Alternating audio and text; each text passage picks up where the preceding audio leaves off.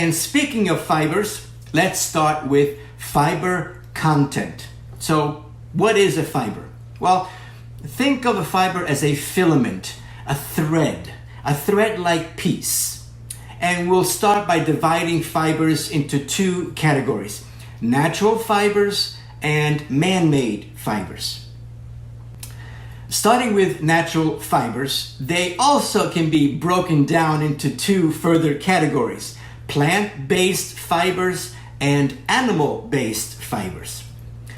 Plant-based fibers are fibers such as cotton. Cotton is definitely one of the most widely used material, right? It's soft, it's transparent, it's easily ironed. Linen is another plant-based fiber. Linen is one of the oldest fabrics in the world. It's used a lot in the summer because it absorbs humidity and it keeps the body temperature cool.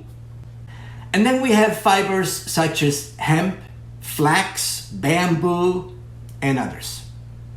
Now, animal-based fibers are fibers such as wool and cashmere, camel hair, alpaca, angora, mohair, and silk. Yes, silk comes from the cocoon of the silkworm, used for elegant and sophisticated garments, right?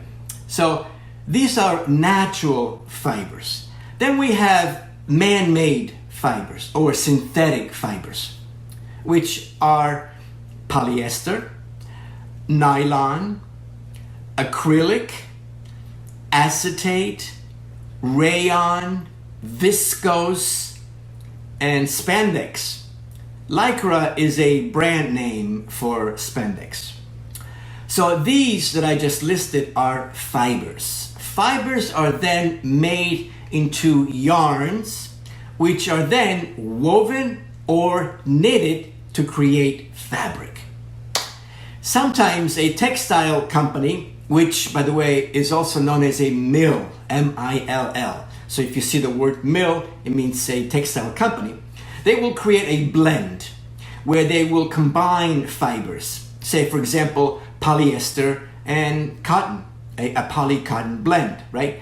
Or in some cases, you'll notice in the label of a garment, you will see like 50% cotton, 45% polyester, and 5% lycra, or rayon, or some other combination. Those are blends. In the next class, we're going to look at wovens versus knits. All right? See you next class. Welcome to Fashion Premier Academy. Design your future now.